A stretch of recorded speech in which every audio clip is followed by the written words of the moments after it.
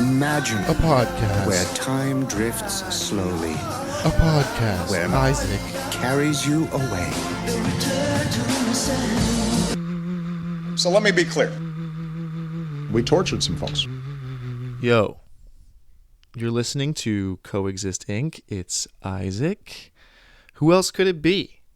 Today's episode is about being the fool. Because, I feel foolish these days. I should know better. More specifically, I'll be talking about that car wreck spectacle of the Tyson fight. Humiliating yourself all the way to the bank. I will spill some dirt on an up-and-coming member of Congress who used to sleep on my couch and brutally murdered one of my chickens. And a little bit about Trump and the UFC. But yeah, I feel compelled to talk about how I'm foolish because I should know better. The audacity of hope. It's funny how having audacity could either mean like boldness or hubris. And hope is a funny tool that we Americans have too much of sometimes, I think. One of my favorite examples of American hope and optimism is are superheroes who, they fall in a vat of nuclear waste or are bitten by a radioactive spider, and then instead of dying of cancer, they become really badass superheroes. I think we could use a little bit of that Slavic pessimism, a little bit of darkness. That's why, like, when they remake European movies in America, they always have to change it a little bit at the end to make it happier, right? So, hope. God, people accuse me of being a cynic or a nihilist or pessimistic, but no, I'm hopeful, but I should know better most of the time. I've been getting into it with people over shit I would normally just walk away from. I'll give you two quick personal stories, and then we'll get into the topic at hand. But I was at the farmer's market the other weekend, and normally, I don't care for the farmer's market because it's for tourists just walking around, and they're not there to actually get stuff. But I've made friends there over the years, and one guy who I've been friendly with, his name is Michael. He makes bread, just like sourdough, circular loaves of bread. They're okay. Michael's an okay guy, but that day I saw Israeli flags everywhere. And the strangest one of all was Michael the bread man's Israeli flag, because it was a giant flag. It was tarped over his table, and there was loaves of bread stacked on it. And I went up to him and I said, "Hey, I didn't know you made kosher bread now." And he's like, "Oh, I have some challah over here." And I was like, no. Like, what's up with the flag, Michael? Like, what's going on? And he just was like, "Well, you got to pick a side." And people seem to be liking it. They compliment me for it. And I was like, okay, but, it's a little complicated. Well, what does this have to do with your bread, really? And I told him that, I'm going to be honest with you, Michael. To some of us, myself included, that flag is no different than like waving a swastika. And he's like, "Oh, you shouldn't be doing this. I think it's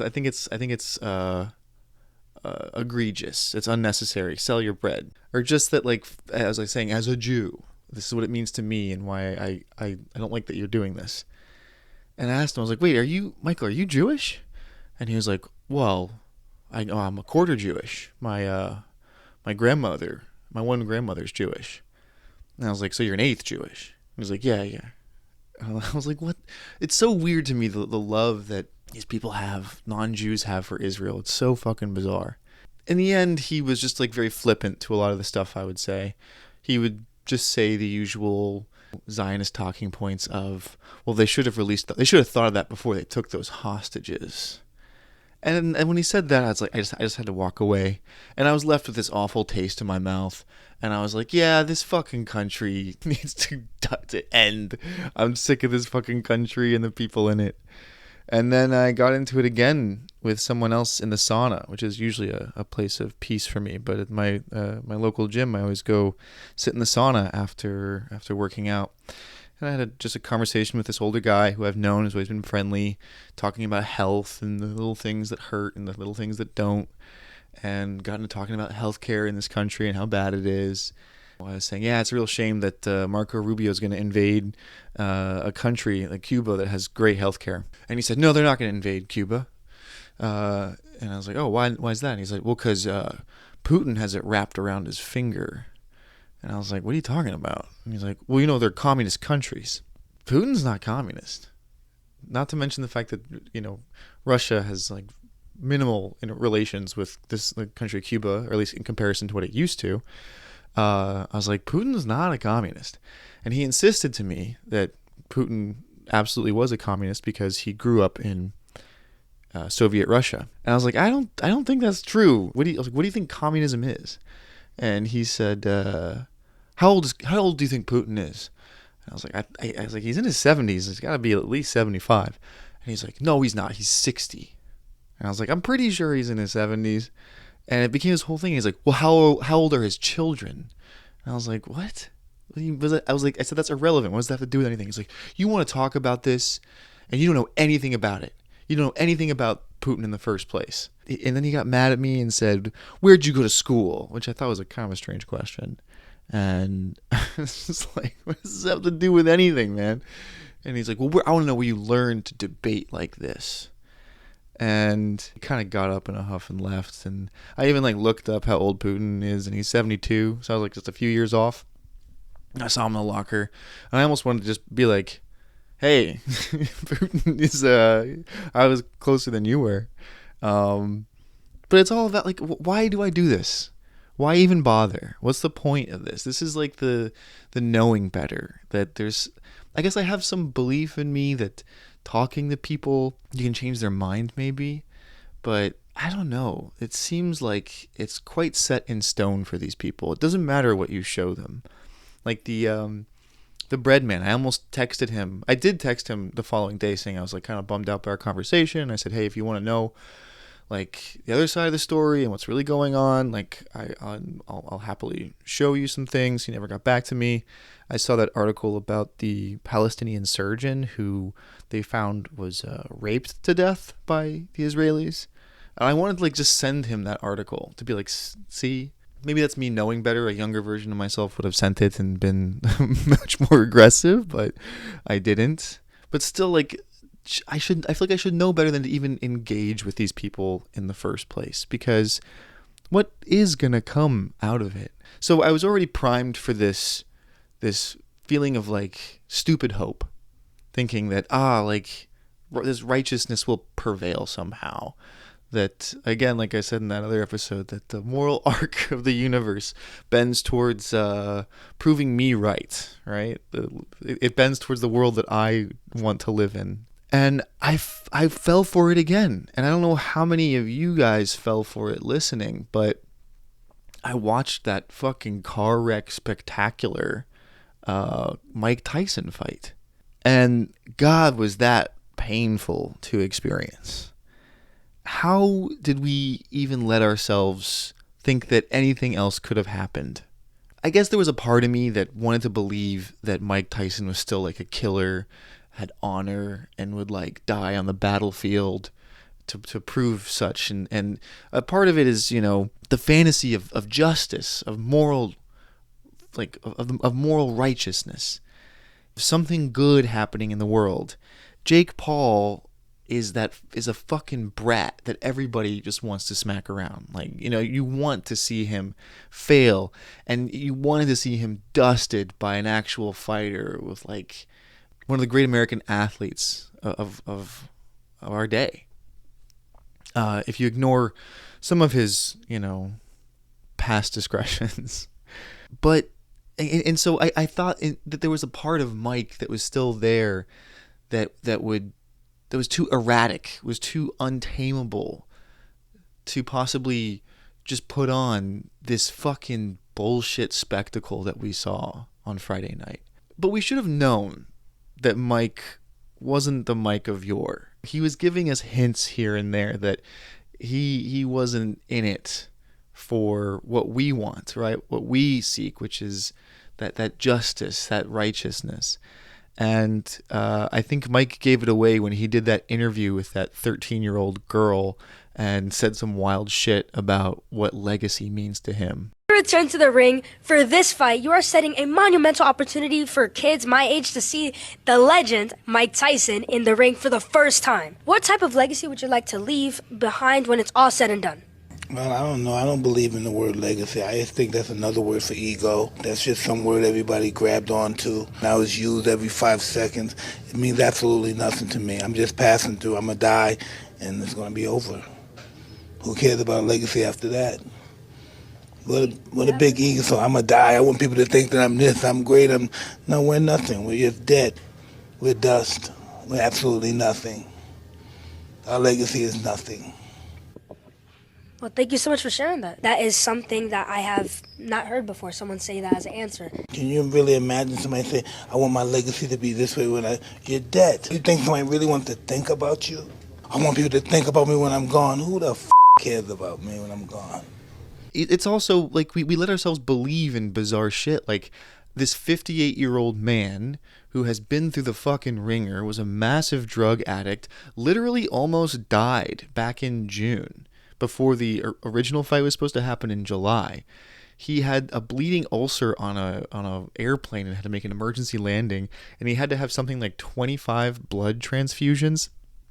Yeah, that man shouldn't be fighting, and you shouldn't think that somehow he was gonna fight like his life depended on it, right? He wasn't gonna die there in that ring for us, but we wanted to believe he would.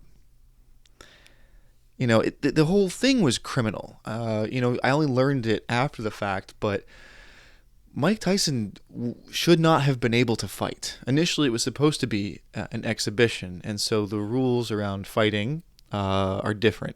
They also did it in Texas because Texas decided to basically forego all of the rules that boxing has to protect the fighters and allow Mike Tyson to fight. Obviously, they did the some rules that everyone knew about, which was like the boxing gloves that were 14 ounces instead of the heavyweight 10, 8 2-minute rounds instead of 10 3-minute or 12 3-minute rounds. So you know, all the hints were there that this wasn't going to be real. And also, Mike wasn't fighting like his life depended on it. There were hints right before the fight started, too. I don't know if y'all saw Tyson after Jake Paul did that showy bullshit in that truck with his brother. Tyson walked alone in a much more austere, just like black, tattered looking sweater by himself, right? And that first step he did, first of all, the look on his face, he didn't look like a killer. He looked like a tired old man. And it was just like, I want this over already. The expression on his face showed me he didn't want to be there in the first place. And he stumbled out of the block there, like right as he was walking down that stupid lit up pathway. He almost fell. And he looked, it was so fucking sad. And in the fight, God, he looked terrible. What a boring fucking piece of shit fight this was.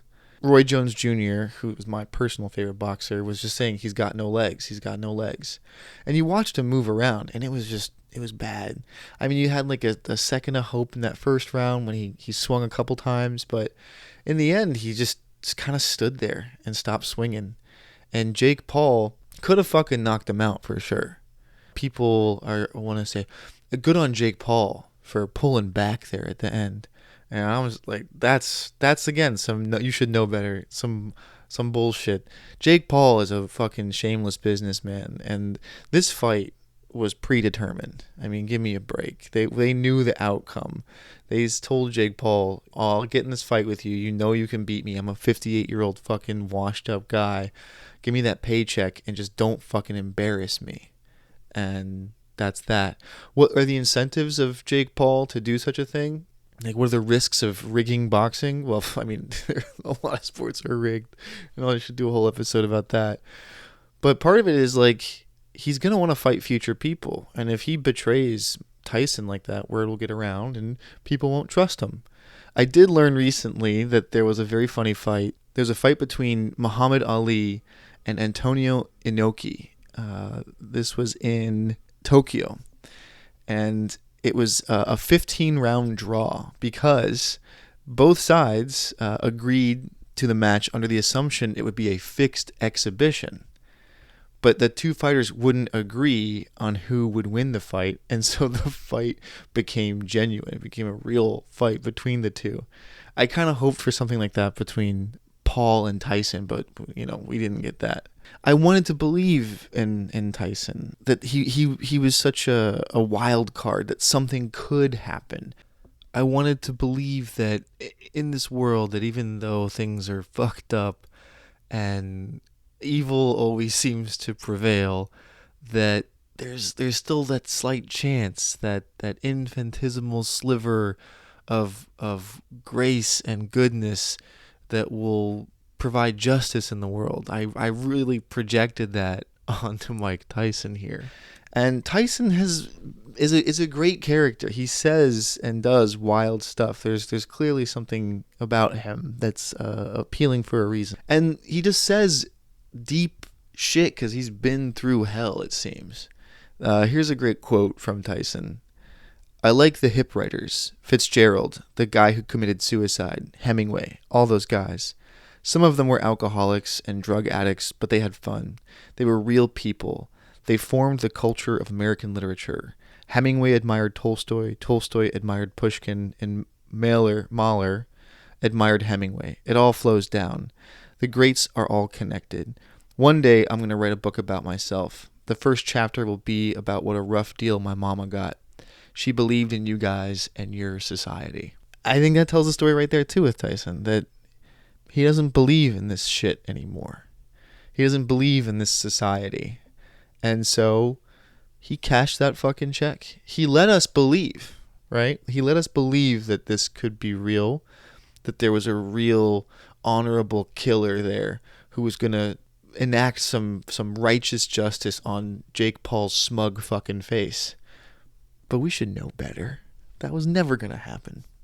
So Tyson has been working for quite some time to work himself outside of that kind of society, that faithful belief in the good of our society.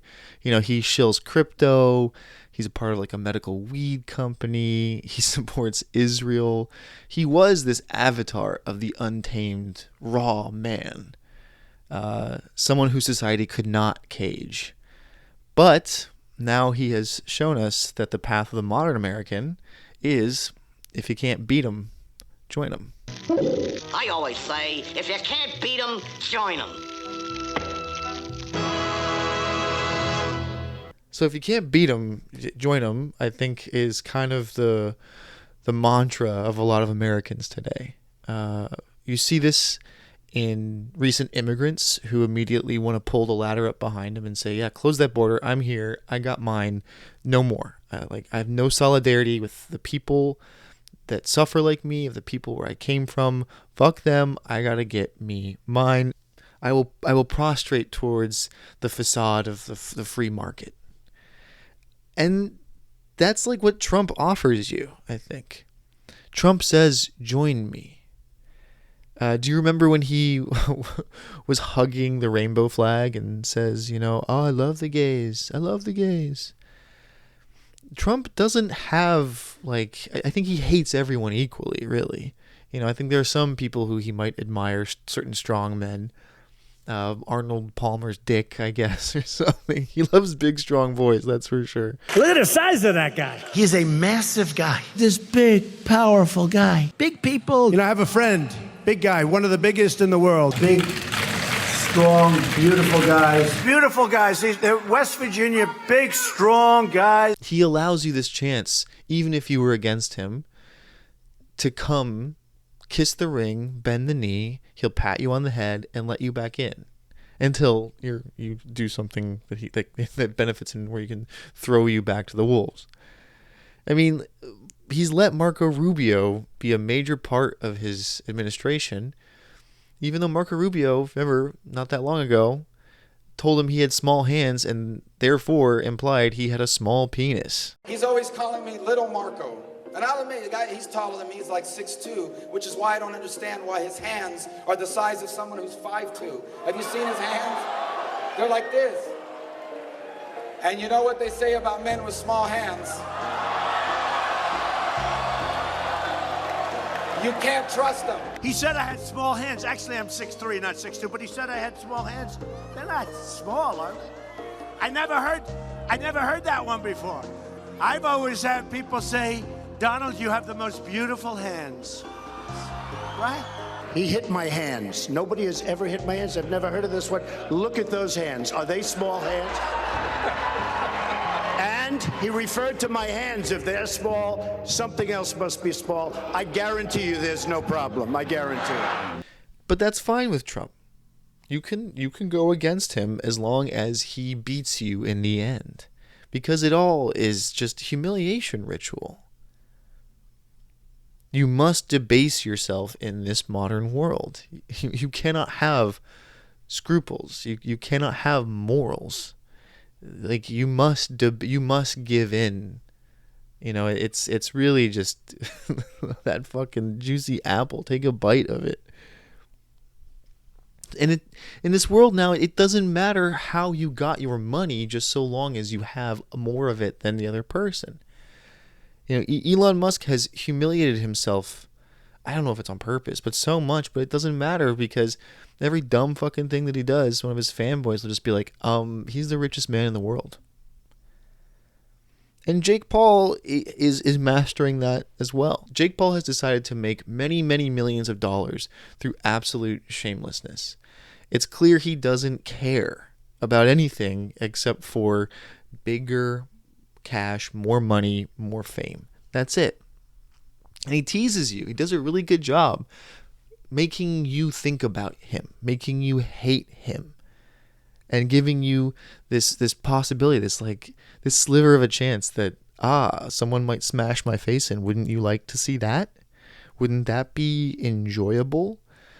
But it hasn't happened yet. And he's been very calculating in manufacturing of that constant promise, that fucking carrot.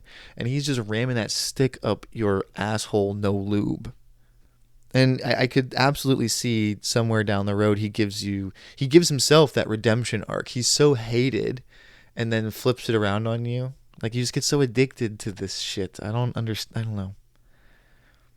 But this isn't Andy Kaufman. I mean, Andy Kaufman did this, if you remember correctly, with his wrestling of women.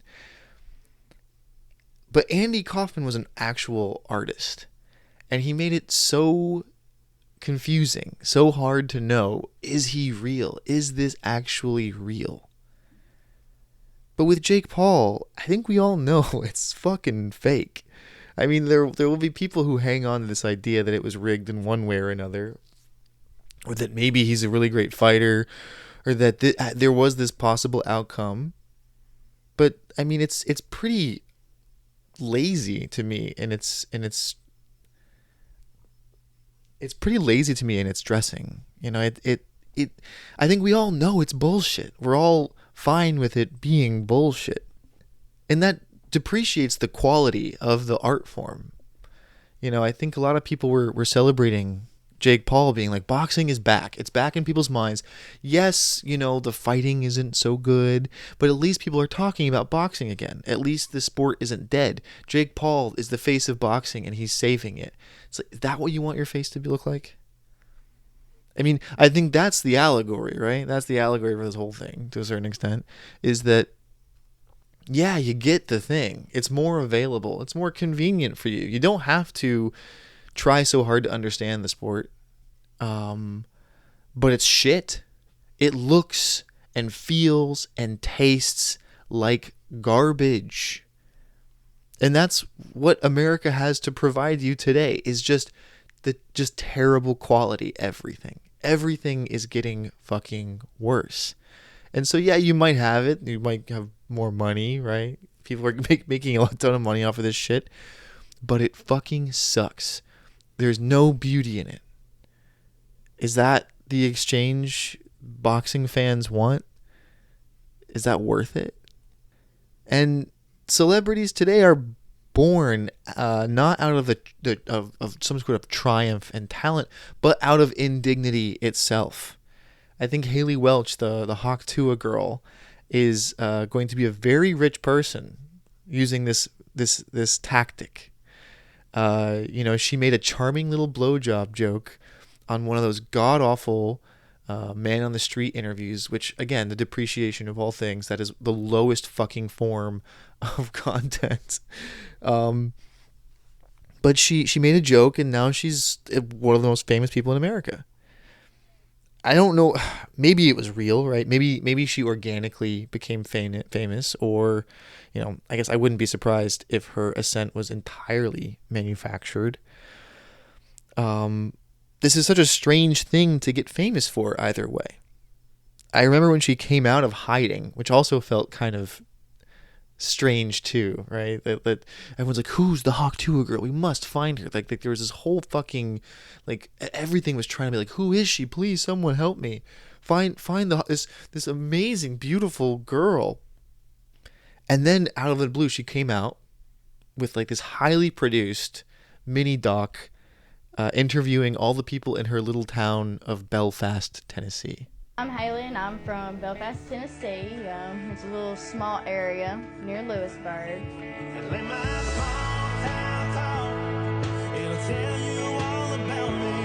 I don't know what to feel. It's crazy. I never thought anything like this would ever happen. It's too much to comprehend. And so, yeah, you had this these salt of the earth folk who were like, oh, we're so proud of her. Well, she's one of us. She's family. And it's like, bro, like, she made a fucking, she talked about spitting on a cock. Like, you're proud of that shit? That's America, baby. That's America. It doesn't fucking matter how you get rich here. Just the fact that you're rich is enough. Again, what it shows to me is like the depreciation of all things. Like the quality is just down. It's all gonna fall apart if this is what it's built on.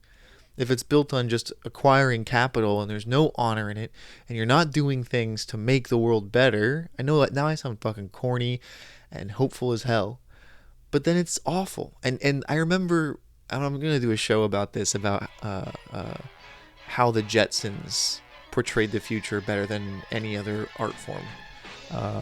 The original Jetsons series, the first 3 seasons of the Jetsons, is so fun to watch, because here you have these people living in the skies, flying cars, all this shit, but everything fucking sucks. Like, everything is constantly breaking and not actually very good, and no one's really happy. I mean, it's true space luxury gay communism thing, but like, it's miserable, and it's funny. You'll see like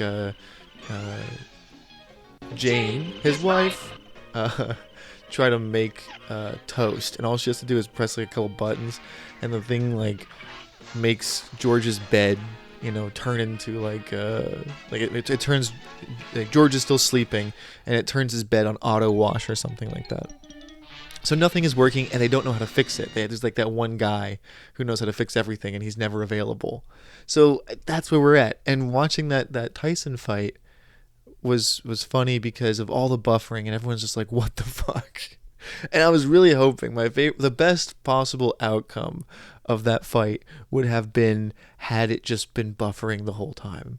Like, if you couldn't have seen it, that would have made me so happy, and that would have just been like perfect, because that's what we really have to look forward to in America with the depreciation of all things, is that it's gonna stop working. It's gonna be ugly, and it's gonna be broke. But in the meantime, you gotta get yours, and you do that by humiliating yourself. And now let me talk to you about someone I know who is humiliating herself on a daily basis, and I'm not sure how she's sleeping at night, but it is Congresswoman Marie Gluesenkamp Perez. And I will finally spill the beans on Marie here to my faithful subscribers. Marie is the Congress member representing Washington's 3rd Congressional District. She was elected back in the 2022 race. Her area, which is just across the river from Portland, where she and I went to college together, is at least in the media, portrayed as this rural area. So again, salt of the earth folk. And Marie has become the new face of the Democratic Party as it tries to lurch further and further towards the right. She ran against this guy Joe Kent, who is like probably a Nazi. He was friends with the known groyper Nick Fuentes. And Marie in 2022 won this nail biter. I gave her $50, you know. So, the first time I gave someone money who actually won. But she started doing stuff that was like a little weird. I remember in her initial run, she was a guns right advocate, and I was like, sure, whatever, I don't care. But as she got elected, she joined those Blue Dog Democrats, and has since pissed everyone the fuck off. I remember the first thing that she did was vote against student debt relief, and her argument was, well, my constituents are rural working class people, and they don't, this doesn't affect them, so why would I support it? Which is like I don't know. It's funny logic. But she, again, started becoming this Blue Dog Democrat. She started saying stuff about like the border crisis and fentanyl affecting the people in her county, because rural folks are very affected by fentanyl. And that's true, but it's not the immigrants coming over that are bringing the fentanyl here. There'll be a whole other episode I should do about how cartels do not exist, and the greatest narco trafficker in the world is the United States government.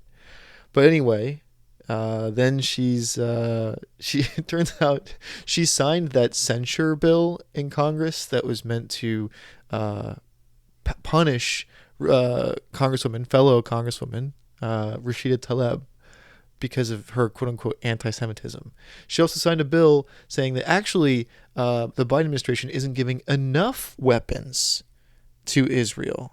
I would soon find out that AIPAC gave her hundreds of thousands of dollars. She also recently said something about how daycares can't peel bananas and that there's too many regulations in this country. Hi, it's Marie Glusenkamp-Perez here. I want to tell a quick story about a bill I'm working on called the Banana Act. I was talking to a constituent who works in a daycare, and they told me they are not legally allowed to peel bananas or oranges for the kids. She said peeling fruit is considered food prep. But they can open a bag of chips. This seemed like a problem to me, so I started looking into it. For months, licensing officials and regulators told me, no. She just doesn't understand the rules. She must have misinterpreted the law. Her manager is lying to her. But I kept pushing and eventually confirmed that, yeah, she was right.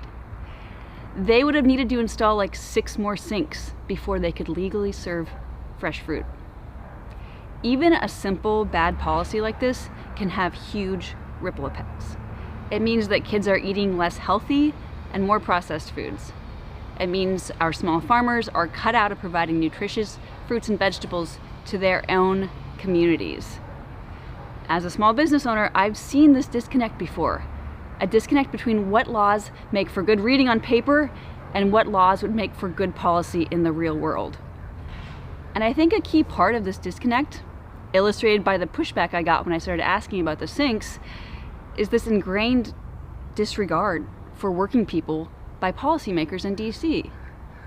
They did not take input from someone working in a daycare seriously. And that's wrong. We can only make policy that really helps people when we listen to folks working here in our communities and ensure they have a seat at the table when we craft and implement legislation. So I'm currently drafting a bill called the Banana Act, which would create a positive right to serve fresh fruits and vegetables in daycare.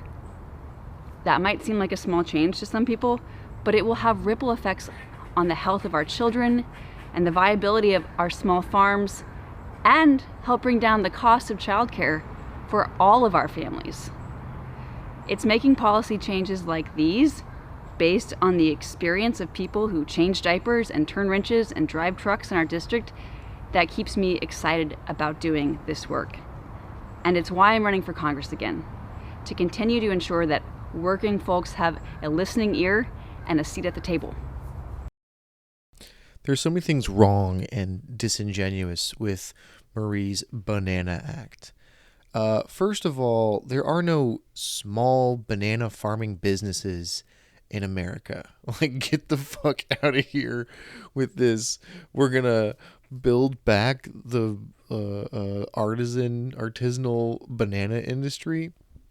No, come on. She's doing the thing that Republicans love to do. And that's the thing that's so shameful and humiliating about this whole thing. Like, she knows that. She and her fucking handlers know that. They know, but it doesn't matter. So basically, she's just becoming a fucking Republican. And it's funny knowing Marie personally. And Marie, I know her because she slept on my couch for an entire semester, rent-free. Marie, I like Marie. I thought she was cool. And that's why I'm so surprised that she's doing these things. It's hard to imagine that she would have changed this much. That this is who she really is.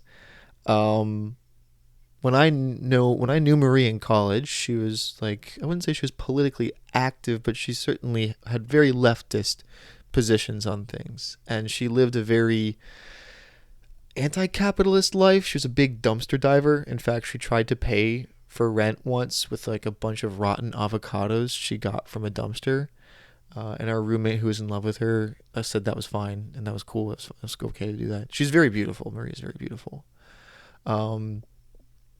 Marie got involved in our life more intimately through tragedy, actually. She was dating. So what happened is my friend Zeno, who was one of my first friends when I went to Reed College, he started dating Marie. And he was supposed to move in with me into our house. And he bailed at the last second and said, actually, Marie and I are going to go bike to Mexico because they were big bicyclists. And I was like, all right, man, that's what you got to do. So he left us and they came back, many months later, moved in together. And then the following semester, I think it was, they were breaking up. And Marie called us and asked if she could sleep on our couch because she was breaking up with Zeno and he was acting strange and she felt unsafe. And we said, sure. And one day she's like, would you guys come back to my apartment with me and help me get some stuff in case Zeno's there? So my friend Sam and I were like, yeah, of course. So we go there, we go to the apartment, and on the table, the kitchen table, is a receipt from a gun store for a handgun. And I remember we were kind of freaked out about that. We're like, what the fuck? Is Zeno going to come fucking shoot up our house because we're hosting Marie? Well, Zeno disappears. No one knows where he's at. And then some days later, we find out that his body was discovered at the top of a mountain where he had blown his brains out. And it was awful. It was terrible. And, I didn't blame Marie for that. I think Zeno was unwell. And we took Marie in. Marie didn't want to go back to that apartment, and she lived with us rent-free for many, many months. For I think 6 months, she lived rent-free, even though not everyone liked that. And I don't know. One funny story about Marie living with us was we had a bunch of chickens in our backyard. She had a rabbit that she would use. She would breed the rabbit and, eat the babies. The rabbit's name was Meatball. Marie, she was very confident. And I remember one time we came home and one of our chickens had a broken neck, totally mysteriously, probably attacked by something. But there it was, like, alive, but like dragging its head by its side. I actually wrote a story about this for that publication Narratively some years ago, like back in like 2015 or something. And we're like, damn, we gotta fucking kill this chicken. Like, we gotta put it out of its misery. And we're like looking up on the internet, like, how to kill a chicken properly. And Marie's like, I know how to do it. And we're like, okay. And she very confidently takes a knife from the kitchen, just like a regular old kitchen knife, puts the chicken down on a piece of wood outside, and tries to chop this chicken's head off. But that knife was not sharp enough, and she was not strong enough, it seems. Because it was just like this non-serrated sawing, crunching, the chicken's freaking out, blood squirting everywhere. She finally gets the head off. The head is just like gasping for air. It's still moving. The chicken's body is flinging around everywhere. Blood is splurting all over the place.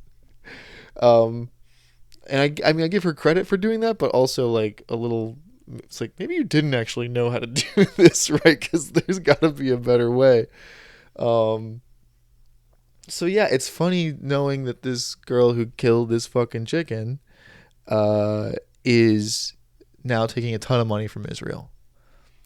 And it's again, it's super fucking weird she's doing this, because I don't think she really believes half of the things that she's promoting.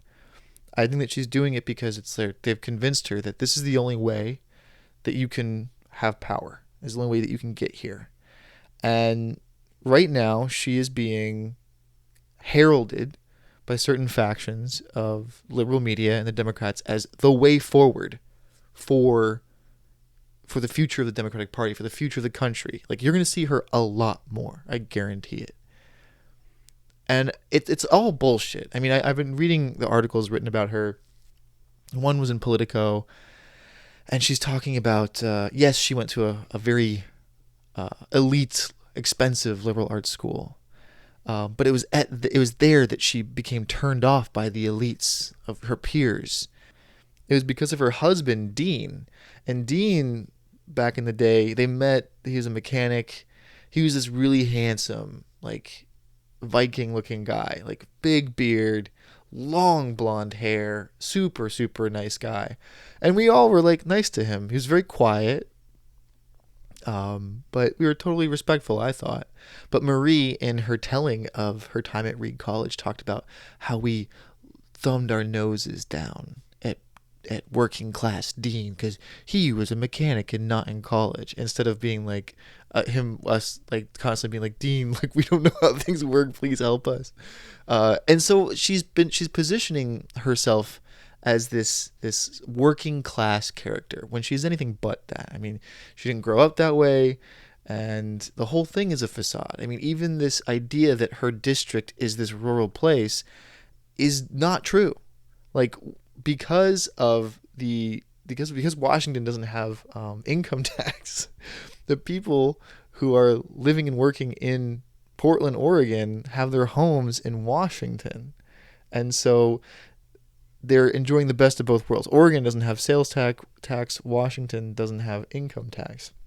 So what you have moving to her district are a bunch of former, I think, bleeding heart liberal types. I know a handful of them from my time in school who don't want to pay taxes. And so while they're very socially liberal types, they're fiscally, they want their fucking money. And so they're all moving to this area north of Portland, over the river, Vancouver. And that's who her constituents are now. They're not fucking working class people. That's absolute bullshit. And so I wonder though, like, I maybe she believes this stuff now, but it has to be humiliating for her to say things that she knows aren't true. I mean, this whole bullshit about daycares not being able to peel bananas for their daycare students because of overregulation is absolute nonsense. Like, I know she doesn't really believe that shit. And I keep seeing her say things that I know she knows aren't true. But yet here she is, humiliating herself for success. And so with Marie, should I have known better? Should we know better that the people that we know personally who have certain values are willing to shed them for what? For power, success. I think maybe she thinks that she can do some good. You know, it's like, if it's not for her, it's this fucking like CIA psychopath Joe Kent. And you know, Marie, at least I guess she has pro-abortion policies for her constituents. I don't know if they like that or not, but yeah, I mean, I don't, does that make sense? So again, I think that a lot of people who were sincere supporters of Trump are going to get a big case of, I should have known better, you know?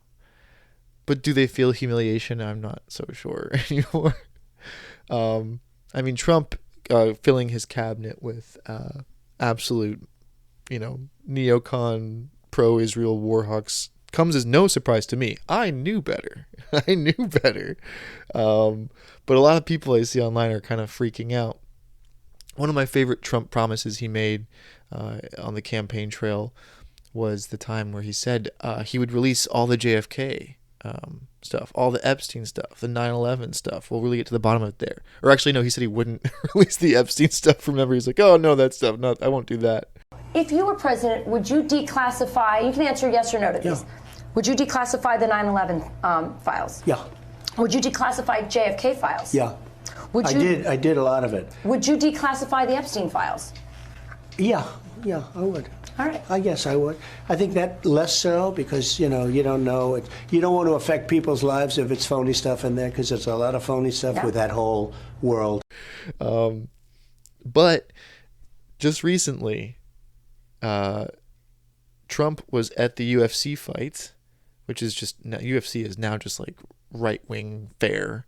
You know, it's it's interesting what it's become. But anyway, sitting next to Donald Trump in the front row of the fight, on your left you had Elon Musk, and if you get a chance, you should watch him. He watches he's on his phone looking probably at Twitter and laughs really hard at a meme. And I wish I knew what he was laughing at. Reminded me from AJ and The Sopranos when Tony walks in on him giggling at the computer.